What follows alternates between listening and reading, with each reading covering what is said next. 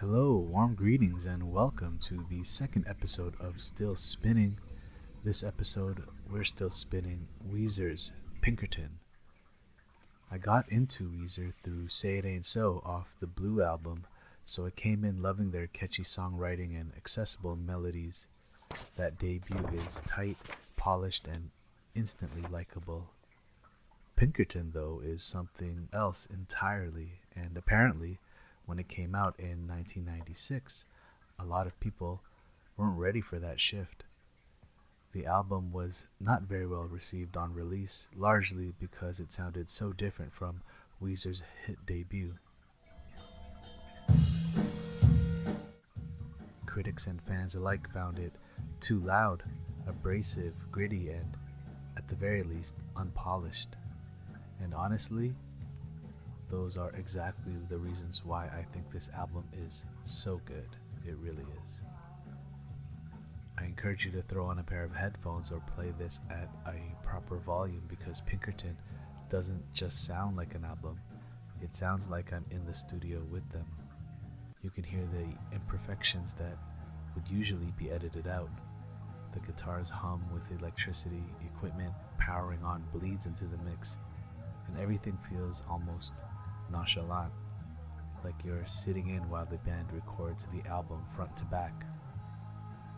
And I don't think these moments are accidents.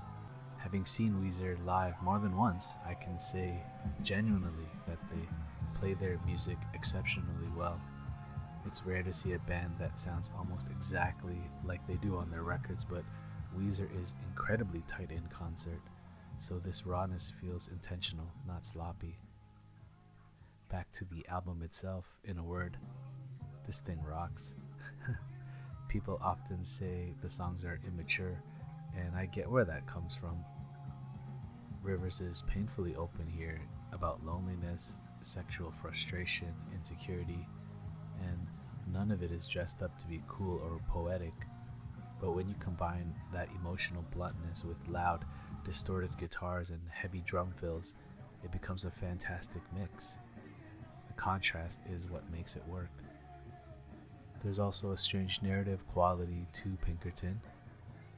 The band has said that the album was inspired in part by Madama Butterfly, which might explain why it feels like a loosely connected emotional arc rather than just a collection of songs. It's dramatic, obsessive, self-critical, and deeply emotional, but often in a strangely comical way. Tracks like El Scorcho and Pink Triangle are funny and devastating at the same time, which somehow makes them hit even harder.